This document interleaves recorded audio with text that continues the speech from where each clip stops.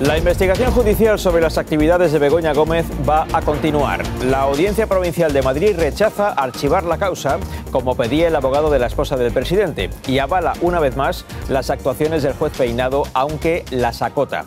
Ayuso se aparta del criterio marcado por Feijóo y el PP de Madrid llama a declarar a Begoña Gómez ante el Parlamento Autonómico. Y la Universidad Complutense cancela el único máster que le quedaba a la esposa del presidente. Moncloa consigue encubrir en el Congreso una norma que permitirá acortar las penas de cárcel de varios etarras históricos, tal y como exige Bildu desde hace años. La oposición cayó en la trampa sin percatarse de lo que votaba y apoyó la medida que ahora tiene difícil marcha atrás. Buenas noches y además en Antena 3 Noticias se cumple un año de la masacre cometida por terroristas de Hamás en Israel. El asesinato indiscriminado y a sangre fría de cientos de personas, las torturas sufridas por muchas de ellas y el secuestro de más de 200 se recuerda hoy en el marco de la guerra desatada en Oriente Medio desde aquel día. Una guerra cuyo final no parece estar a la vista. Estados Unidos se prepara para la llegada de Milton, un huracán en estos momentos de nivel 5 que se acerca a la costa de Florida. Es ya el cuarto huracán más fuerte de la historia. Los expertos aseguran que ha evolucionado a peor muy rápido y de forma inusual. Ayer era solo una tormenta tropical.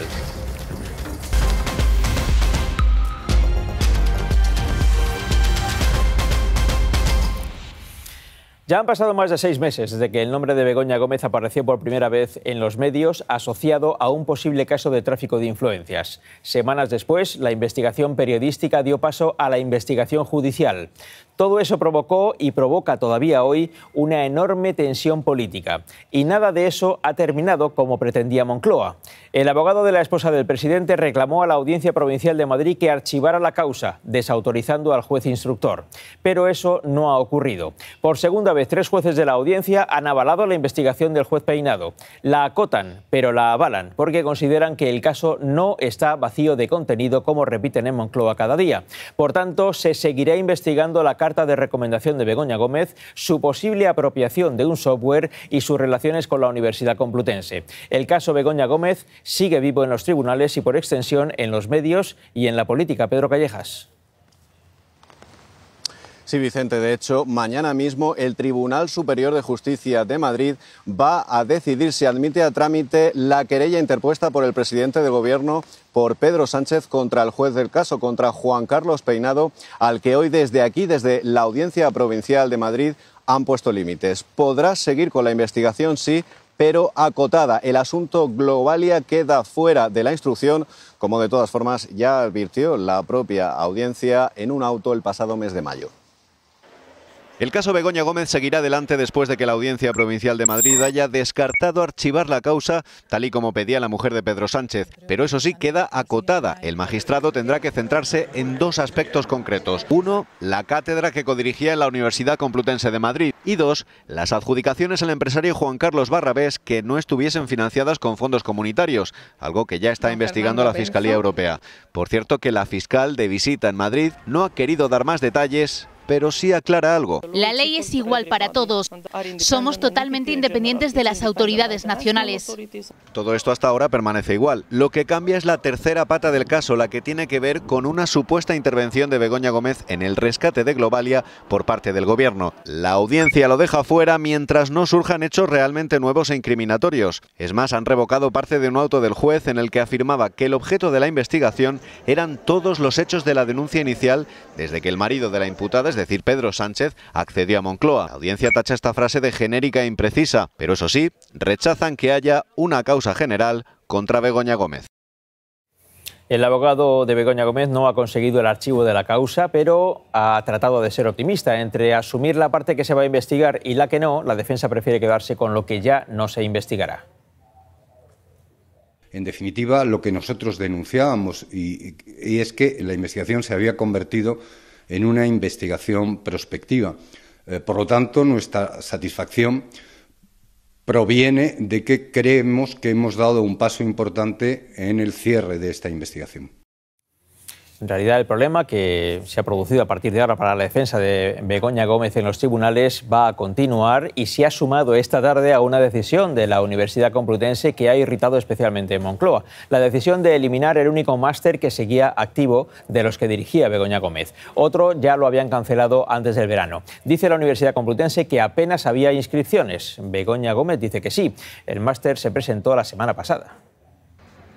Begoña Gómez no se lo esperaba. Eso parece en este comunicado en el que asegura que la noticia la ha pillado por sorpresa. También demanda más transparencia por parte de las organizaciones. Sobre todo después de que reapareciese hace menos de una semana. Bueno, me siento muy orgullosa de poder moderar. Justo para promocionar el máster que dirigía hasta hoy y que acaba de ser suspendido. Una cancelación que denuncia es completamente anómala, escribe en sus redes sociales, de la que se le ha informado 20 días antes de que finalice la fecha para apuntarse. Según la mujer del presidente, ya se habían preinscrito 50 estudiantes. Pero la Universidad Complutense informa de que eran solo 12 los interesados y en sus dos modalidades, online y presencial. Ante esta falta de alumnos dicen que no era viable llevarlo a cabo.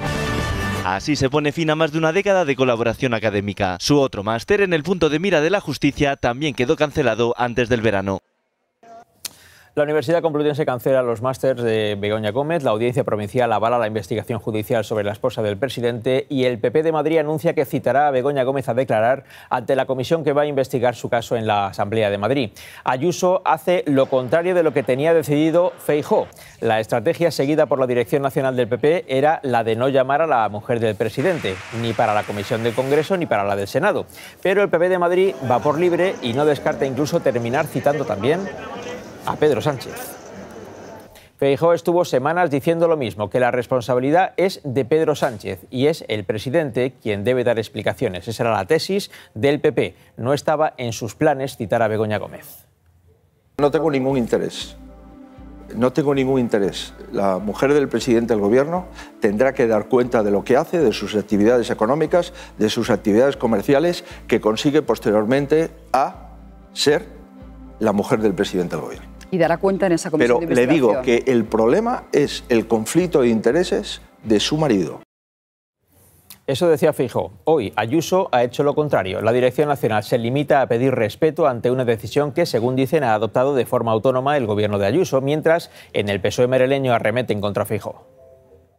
Ya hemos visto de qué va esta comisión, ¿no? Una comisión en la que Vox apunta, Ayuso dispara y Feijóo está por uvas, ¿no? Eso es lo que tenemos aquí en la Asamblea de Madrid. Es una decisión autónoma, evidentemente, que toma la Asamblea de Madrid sobre una materia de su absoluta competencia, con lo cual poco más que añadir.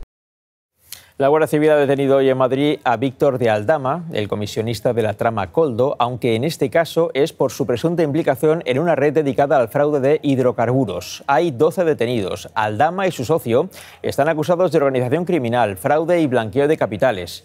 Fuentes judiciales los consideran piezas centrales de esta trama diseñada para impedir a la agencia tributaria cobrar el IVA. Otra noticia del día tiene que ver con algunos de los más sanguinarios presos de ETA. Algunos de ellos cumplen condena en Francia y lo que estaba previsto es que cuando terminaran esa condena serían entregados a España para cumplir las penas que tienen pendientes con la justicia de nuestro país. Pero hoy hemos sabido que el Gobierno ha colado, por decirlo de alguna manera, sin que nadie se enterara, una rebaja de penas encubierta para esos etarras. Y es precisamente una exigencia histórica de Bildu para que los terroristas puedan descontarse los años de prisión cumplidos en Francia. La Asociación de Víctimas del Terrorismo lo ha denunciado hoy. Hoy las víctimas del terrorismo hemos amanecido con una noticia que nos ha llenado de estupor y de dolor. Realmente las víctimas del terrorismo, por desgracia, cada día nos levantamos con una noticia peor que la anterior. Pues precisamente en febrero de 2022, hace ya algo más de 2 años, el Ministerio del Interior se comprometió por escrito ante las asociaciones de víctimas a que no se cambiaría esta ley y, por tanto, aseguraba que no descontarían a los etarras las penas que hubieran cumplido en Francia. Como hemos sabido hoy, deja en nada esa promesa del ministro del Interior. Lo llamativo es que los cambios en esa norma primero pasaron por la Comisión de Justicia sin que ningún partido de la oposición votara en contra y después, ya en el Pleno del Congreso, se aprobó por unanimidad. Al ser ley orgánica y haber superado los 176 votos, queda aprobada el proyecto de ley. Fue hace solo 3 semanas, todos los partidos, sin excepción, votaron a favor. No hubo abstenciones ni votos en contra. En total, 346 diputados dieron su visto bueno. Solo faltaron a esa votación por cuestiones de agenda Pedro Sánchez, Feijóo, Yolanda Díaz y otro diputado de Sumar. Una vez aprobado en el Congreso, el texto se envió al Senado para completar su tramitación parlamentaria y, si nada cambia, en cuestión de 7 días completará su paso por las Cortes. Después se publicará en el Boletín Oficial del Estado para entrar en vigor y de inmediato se aplicará a los terroristas de ETA la rebaja de condenas que corresponda a cada uno de ellos. Raúl Marqueta ha sido testigo de este día de sorpresas en el Congreso. Raúl. La última de hace solo un rato, Vicente. El Partido Popular acaba de anunciar que pospone la votación final de la ley prevista para mañana en el Senado. Intentan ganar algo de tiempo y le exigen los populares al Gobierno que retiren ellos la norma. ¿Por qué? Pues porque llegados a este punto, sin que nadie haya puesto una sola pega en toda su tramitación, ahora mismo solo el Ejecutivo podría dar marcha atrás a la reforma. Si no, en una semana debe entrar en vigor. Pasó todos los filtros, incluido el de la oposición hace menos de un mes, que llega con 2 años de retraso. Y en su votación en el Congreso el apoyo fue incluso unánime. Queda aprobada. Nadie se percató de la modificación que permitiría ahora rebajar las penas a los presos de ETA. Vox habla de una artimaña de Moncloa, que dé marcha atrás, de un nuevo pago a Bildu que el PP dice tampoco supo ver. Te cuelo por aquí una enmienda en esta ley que no tiene nada que ver. Y por el que piden perdón. Por este error que asumimos. Es verdaderamente doloroso. Esta era una histórica reivindicación de los abertzales con la que desmienten haber negociado en el marco de los presupuestos. Nunca, jamás, en absoluto. El PNV asegura que ellos sí sabían lo que hacían. Le hemos dado conscientemente nuestro sí hasta ahora. También Sumar, que presentó la enmienda. Bajo ningún concepto voy a permitir que toda la ciudadanía de este país se vea discriminada porque a alguien no le gustan los vascos. Con ella buscan, insisten, adaptarse a Europa. Tiene que ver sencillamente con los derechos fundamentales. Mañana estaba previsto que el texto pasara por el Senado, aunque el PP ha anunciado que por ahora retrasará la votación. Considera Sumar que los terroristas de ETA son ciudadanos normales como los demás y por eso consideran que hay que aplicar esta normativa. El Partido Popular, que hasta ahora ha votado siempre a favor de la norma, reconoce hoy un error, han dicho, generalizado. Los populares culpan al Gobierno de haber puesto una trampa al Parlamento y aseguran que están estudiando todas las vías posibles para que esta ley no entre en vigor. ¿Y qué es lo que ha sucedido? Pues es un error generalizado en el que han incurrido por unanimidad todo el Congreso de los Diputados. No le puedo dar una explicación más profunda. Y por eso vamos a hacer todo lo que esté en nuestra mano para revertirlo y para impedirlo. Todo. Pues ese todo es poco porque va a ser muy complicado que ahora se pueda revertir esa decisión. El Partido Popular culpa al Gobierno, el Gobierno señala a los populares por no haber puesto ninguna pega a lo largo de la tramitación parlamentaria, cosa que es absolutamente cierta. El ministro Félix Bolaños se ha limitado a decir que la reforma cumple con una directiva europea y nada más, porque como van a ver, se ha negado a responder a otras preguntas y ha sustituido las respuestas por dar las gracias a los periodistas en repetidas ocasiones. Ni siquiera ha habido enmiendas a ese proyecto de ley. Es decir, que esa tramitación parlamentaria que se ha producido de manera pacífica y totalmente unánime, pues dejemos que trabajen a las Cortes Generales en ese proyecto de ley para aplicar una directiva europea, una norma europea a nuestro derecho. Muy bien, muchas gracias. Gracias. Muchas gracias. Gracias. Gracias. Muchas gracias. Además de dar las gracias a los periodistas, el ministro ha dicho que la norma supone transponer una directiva europea, pero la realidad es que esa directiva ya rige en España desde los tiempos de Rajoy, como les contaremos dentro de un momento, pero con un añadido, regía con un añadido que impide a los terroristas rebajar sus condenas. Y eso es lo que ahora se va a modificar para beneficio de un buen número de terras. Esther Vaquero. Son 44, es una lista bastante larga. Uno de los beneficiados sería Chapote, condenado por 13 asesinatos, y entre otros el de Miguel Ángel Blanco. En Francia, Chapote cumplió casi 7 años de condena que se le descontarían ahora en España. Debería salir de prisión en 2031 y ahora lo haría en febrero de 2025. Pero el caso más llamativo es el de Alberto López de la Calle, alias Mobutu. Pasó en este caso 23 años en una cárcel francesa y ahora en España restaría de golpe esas 2 décadas. El Gobierno se escuda, como ha dicho el ministro Bolaños, en que la decisión nace de una directiva europea. Guillermo Pascual. Bueno, los cambios realmente, Esther, por esta directiva europea se centraban en mejorar el intercambio de información de antecedentes penales entre los diferentes países. Pero, según los expertos, no había una obligación de ir más allá y terminar tocando el cómputo de condenas, porque, entre otras cosas, la manera en la que España durante estos años ha estado contando y descontando condenas ha sido avalada hasta en 3 ocasiones por el Tribunal Europeo de Derechos Humanos de Estrasburgo. Para entender cómo se ha llegado hasta aquí, hay que echar la vista atrás. En 2008 la Unión Europea toma una decisión.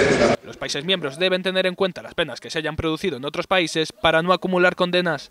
España lo pone en marcha años después, aunque con una excepción, las condenas anteriores a 2010. Se vetó expresamente que los terroristas se pudieran beneficiar de la acumulación. El Supremo lo avala, también el Tribunal Europeo de Derechos Humanos, pero ahora, año 2024, el Gobierno decide modificar la ley. Que el tratamiento que se dé a esas personas que están cumpliendo condena en cualquier punto de la Unión Europea sea semejante. La clave es que esa directiva a la que se agarra el Ejecutivo no tiene nada que ver con las condenas a etarras y aún así la enmienda que introducen elimina todas las limitaciones. ¿Qué pasa? Que si has cumplido previamente prisión en otro país, te lo tienen que descontar y es lo que aquí está en juego. La cuestión ahora es si esta normativa podría afectar a más casos. No son muchas las personas españolas que están cumpliendo condena en países de la Unión Europea. Las víctimas del terrorismo calculan que como mínimo 7 etarras podrían quedar ya en libertad.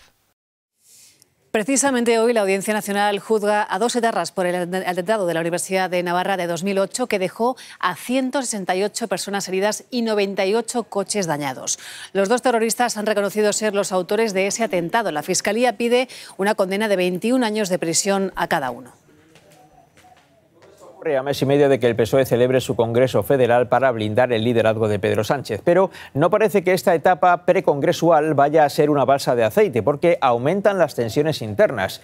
La última batalla con la dirección del partido la está protagonizando Luis Tudanca, secretario general del PSOE en Castilla y León y sanchista desde los primeros tiempos. Tudanca ejerce este cargo desde 2014, cuando ganó las primarias. En las elecciones de 2019 consiguió que, por primera vez en más de 30 años, el PSOE ganara las elecciones en Castilla y León, aunque no pudo gobernar por el pacto entre PP y Ciudadanos. Tudanca fue de los pocos que se mantuvo fiel a Pedro Sánchez desde su dimisión en el año 2016. Ha sido afín hasta ahora. En una entrevista en El País, Tudanca ha advertido a su partido de que la lealtad no es su misión. Lanza además reproches al secretario de organización del PSOE, Santos Cerdán, le acusa de intentar desestabilizar a la Federación de Castilla y León y reconoce que lleva prácticamente un mes sin hablar con Sánchez, porque por lo que parece el presidente no se ha puesto al teléfono. Estas acusaciones llegan después de que la dirección del partido haya decidido suspender las primarias en Castilla y León, en las que precisamente Tudanca intentaba renovar su cargo. Desde la sede federal del PSOE se escudan en que estos pasos deben darse después del Congreso Federal a finales de noviembre, es decir, una vez que Pedro Sánchez haya reafirmado su liderazgo. Esther Garrido. Sí, y aquí lo que nos dicen es que en breve conoceremos la nueva fecha en la que los militantes de Castilla y León podrán votar en esas primarias, aunque insisten, esa es la siguiente página, no quieren de momento poner ahí el foco. Dan así por zanjada la polémica, no sin embargo en el territorio, según Tudanca, la decisión que ha tomado la dirección de su partido no tiene ningún sentido, incluso les acusa de haber intentado silenciar a la militancia.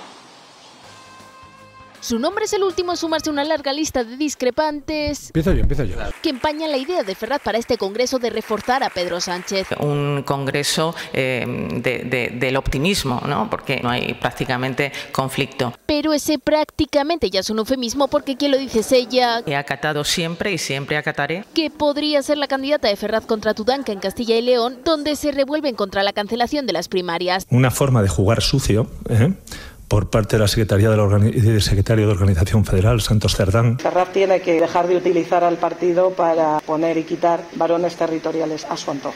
Críticas que llegan desde Castilla y León, pero no son ellos los únicos que pueden cambiar de líder. Aragón y La Rioja lo harán seguro, porque los actuales no se presentarán. Lambán ha sido de los más críticos con la dirección socialista en los últimos tiempos y caras como la de Pilar Alegría suenan como alternativa. En Madrid también en peligro Juan Lobato y en Extremadura Miguel Ángel Gallego. Gallardo, elegido hace poco más de medio año. Incluso espadas en Andalucía, Afina Sánchez lleva meses en el foco, aunque en este caso sobre los problemas internos. El asunto está zanjado. Quiere pasar página cuanto antes.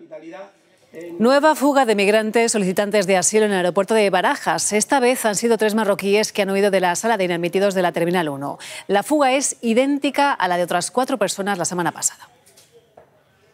Se fugaron por el falso techo de la sala de inadmitidos. Por la zona de los conductos de ventilación, los 6 migrantes marroquíes llegan hasta la cubierta del edificio en la Terminal 1 de Barajas. Allí 2 policías interceptan a 3 de ellos. Uno de los fugados ya se ha entregado. Esas salas deberían de ser unas salas completamente impermeables, que no se puedan realizar esas fugas.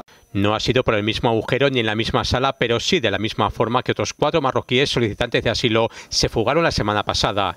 Los sindicatos policiales insisten. El motivo por el que la fuga sea tan fácil es porque es una sala más del aeropuerto. No cuentan con las medidas de seguridad necesarias para este fin de contención de los ciudadanos inadmitidos. Este fin de semana la policía se ha incautado de estos hierros obtenidos al romper algunas literas y utilizados tanto como armas como para hacer agujeros. El aeropuerto de Barajas se trata de una estructura crítica y estas personas a través del conducto de ventilación pueden salir a cualquier lado. En enero, sindicatos y ONG denunciaron hacinamiento e insalubridad de algunas de estas salas. Unos meses antes veíamos migrantes retenidos, pero sin un lugar donde confinarlos.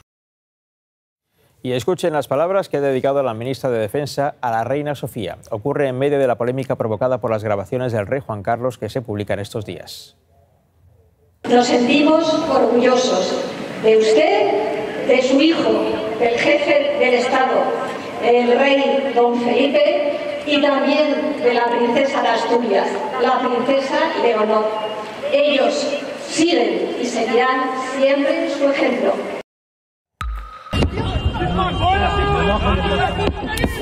Hace hoy un año, Hamás lanzaba un ataque en varios puntos del sur de Israel. Decenas de terroristas asaltaron un festival de música y varias comunidades agrícolas en el mayor ataque en la historia del Estado judío. Asesinaron a cientos de personas. Las cifras de esa brutal masacre son tremendas. Murieron cerca de 1.200 personas, 251 fueron secuestradas, aproximadamente 100 siguen en manos de Hamás. La respuesta israelí deja ya en Gaza en torno a 42.000 muertos, muchos de ellos mujeres y niños, y 2 millones de desplazados. En Israel hoy ha sido una jornada de homenajes, pero también de protestas contra la gestión del primer ministro Netanyahu. Tel Aviv, Federico Cue. Sí, las conmemoraciones han estado marcadas por el dolor y las críticas al gobierno de Netanyahu. De hecho, aquí en Tel Aviv, familiares de las víctimas han organizado un acto central alternativo a la ceremonia oficial que es pregrabada. Familiares de víctimas y rehenes le reprochan al gobierno no haber asumido responsabilidades por las fallas de seguridad del 7 de octubre y por lo que consideran el abandono de un centenar de rehenes que aún siguen en Gaza.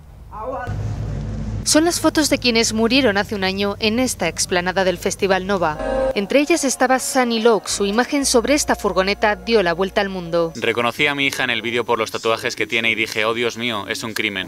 Sentí alivio cuando supimos que estaba muerta desde el primer día. Hoy los familiares han vuelto para escuchar la última canción que sonó en el festival. A las 6:29 de la mañana se ha hecho el silencio para recordar el momento en el que centenares de terroristas de Hamás consiguieron atravesar una de las fronteras más vigiladas del mundo. A la misma hora han sonado las sirenas en esta protesta delante de la casa de Netanyahu. Un pueblo que se levanta como una leona salta como un león. Y en los kibbutz atacados se ha recordado a fallecidos y rehenes. El sobrino de Ricardo está enfermo y sigue secuestrado en Gaza. No recibe comida, no recibe los remedios. Un año después Hamás lo justifica así. El 7 de octubre fue una reacción natural al sufrimiento del pueblo palestino. Y sus aliados de Hezbollah también se congratulan por el peor ataque en la historia de Israel. La dramática situación provocada por la guerra en Gaza se ve agravada por la escasez de ayuda humanitaria. Un año después, los bombardeos no cesan. Hoy el ejército israelí ha lanzado ataques en toda la franja. Se adentran entre el humo para rescatar los cuerpos que hay tras los escombros. De nuevo, un hospital ha sido el blanco israelí. Según el ejército, aquí se escondían terroristas de Hamás. De su interior llega el llanto de los más vulnerables. Son ya 12 meses de bombas que caen sobre ruinas. La franja se ha convertido en una auténtica escombrera donde los gazatíes tratan de sobrevivir horrorizados. No hay agua, electricidad, no hay refugio donde ir, todo es destrucción. No hay lugar seguro.